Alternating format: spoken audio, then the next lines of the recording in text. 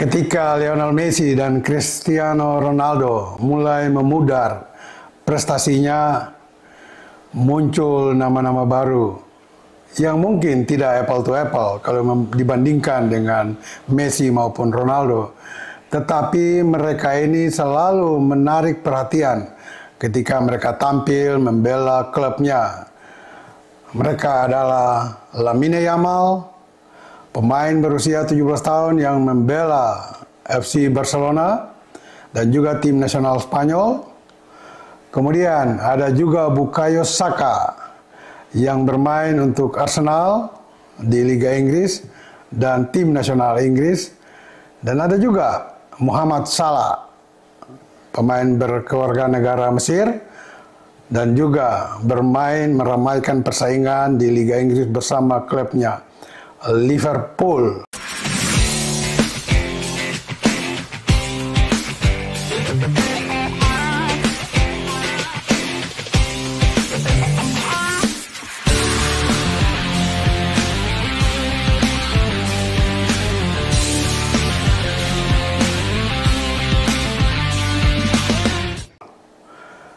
Bagi semua rekan sahabat Rai Soccer TV, ikuti terus analisis Bung Yes.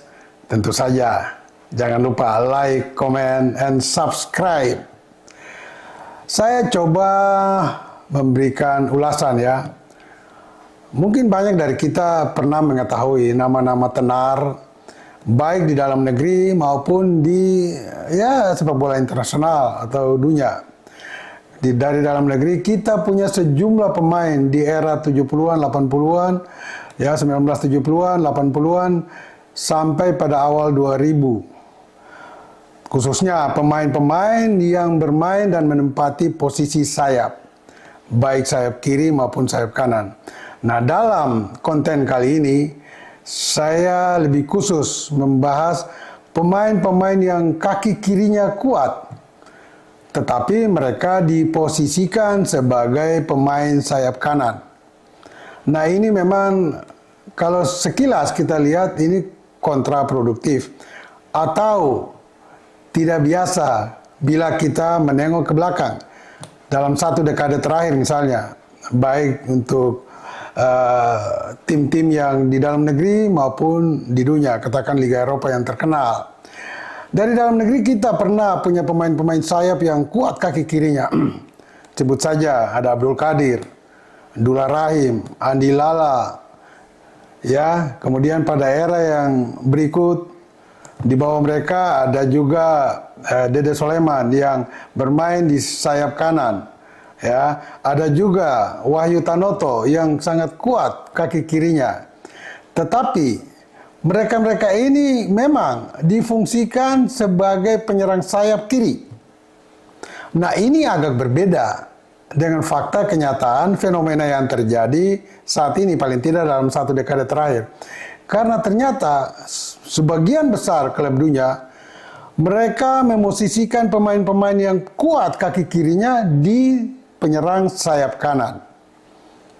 Di Liga Inggris misalnya, MU pernah punya seorang yang kuat kaki kirinya dan sangat akurat, Ryan Giggs. Tetapi Ryan Giggs dimainkan di posisi aslinya sayap kiri karena kaki kirinya kuat. Lalu kenapa sekarang? Fenomena yang terjadi sekarang kita lihat Muhammad Salah 32 tahun yang bermain untuk Liverpool. Dia oleh pelatih sebelum ini di Liverpool, Jurgen Klopp, dimainkan di posisi sayap kanan. Ya. Kemudian ada juga Bukayo Saka yang bermain untuk klub Arsenal dan tim nasional Inggris. Kaki kirinya sangat kuat. Dia diposisikan di sayap kanan.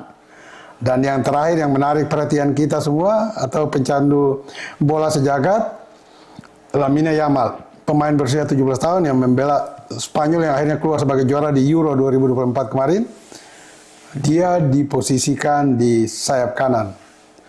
Lalu apa yang terjadi sebetulnya? Memang revolusi sepak bola terjadi belakangan ini, di mana secara ilmiah, strategi, semua pelatih memang mendalami taktik dan strategi sebuah tim. bahkan sampai pada mengoptimalkan pemain-pemain yang mereka miliki. Dan mereka sekarang lebih gemar memang mengoptimalkan pemain-pemain sayap, ya. Ya, tim-tim yang bermain menggunakan dua sayap. Kita jarang sekali melihat sekarang tim-tim yang bermain dengan pola 4-4-2 di mana dua penyerang. Sekarang lebih banyak menggunakan 4-3-3, ya, 4-3-3 atau 4-5-1. Satu ini sebagai penyerang tengah, tetapi 5 gelandang, 2 gelandang di kiri maupun kanan, ini biasanya difungsikan sebagai gelandang sayap.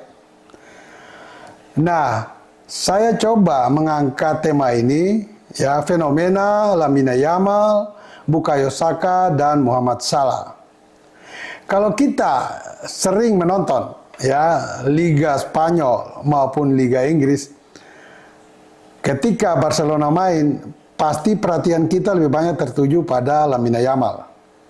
Sama juga dengan Bukayo Saka ketika tampil membela Arsenal, dan Muhammad Salah tampil memperkuat Liverpool di Liga Inggris.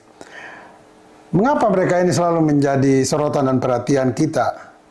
Karena ada spesifikasi dari mereka, dan mereka ini sangat menonjol di timnya.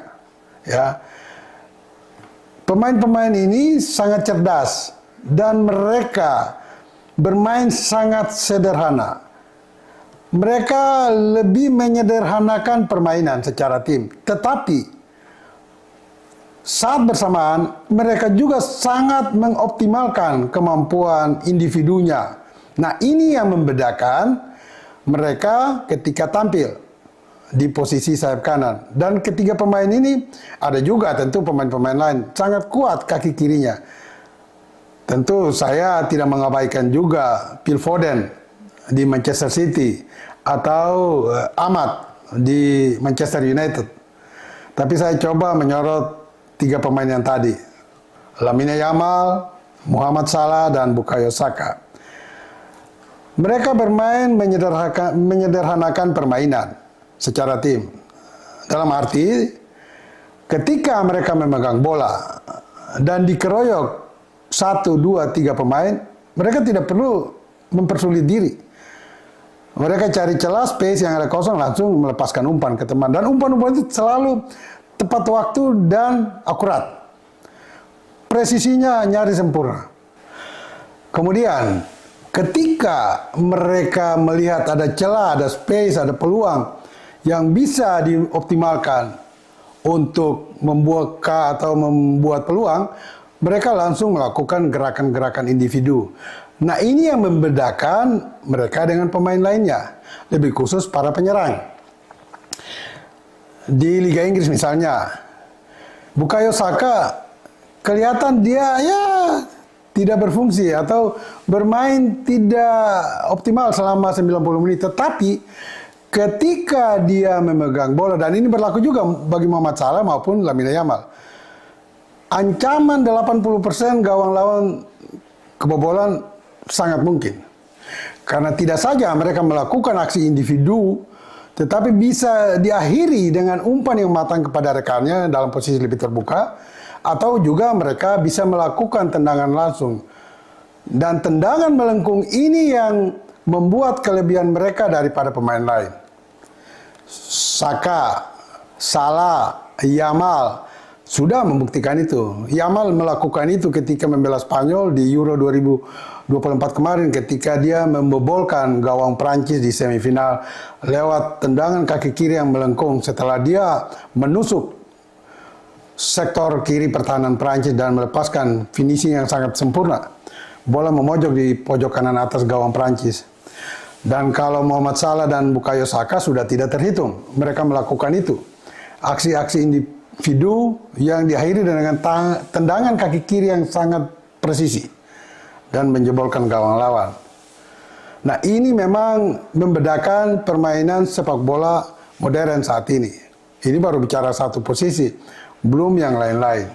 Sehingga kita boleh bersyukur, generasi sekarang boleh bersyukur bahwa mereka disajikan oleh tontonan sepak bola, permainan sepak bola yang lebih atraktif, lebih dinamis, dan tentu saja lebih produktif. Karena memang strategi dan taktik permainan sekarang lebih berkembang ke arah menyerang dan permainan lebih terbuka. Dan kita lihat bahwa nyaris hampir semua tim baik di klub maupun dunia jarang sekali melakukan permainan dengan pertahanan total. Ya, itu mulai ditinggalkan. Dan saya berharap kita semua pecandu, pencinta sepak bola tidak saja dalam negeri, tetapi ketika kita menyaksikan pertandingan-pertandingan dunia termasuk Liga Eropa, Liga Inggris, Spanyol, Jerman, Italia, nah mungkin kita bisa memetik pelajaran dari permainan klub-klub dunia tersebut. Dan tentu saja kita pun berharap di liga lokal PSSI atau federasi lebih bekerja keras lagi untuk menyiapkan generasi-generasi kita, anak-anak kita lewat kompetisi usia dini. Dan syukur alhamdulillah ya, puji Tuhan, PSSI di bawah periode Erick Thohir sekarang sedang mulai membangun pembinaan usia muda karena mereka sudah mempunyai sponsor, sehingga kita berharap ini cepat berjalan dan 5 tahun minimal kita sudah bisa mendapat pemain-pemain ya minimal sekelas Bukayo Saka, Lamine Yamal. Tidak usah bermimpi tentang Lionel Messi atau Cristiano Ronaldo. Namun itu semua harus dilakukan dengan kerja keras sejak saat ini. Dan pesan saya bagi semua pencinta bola, marilah kita menikmati setiap pertandingan dengan lebih fokus melihat permainan baik secara teknis maupun secara regulasi. Ya, termasuk kepemimpinan wasit di lapangan. Itulah yang kita harapkan bersama sehingga sebuah pertandingan sepak bola nanti ketika ditonton akan memang benar-benar menarik bagi kami yang menonton. Dan ingat, bola itu bulat. Giring terus.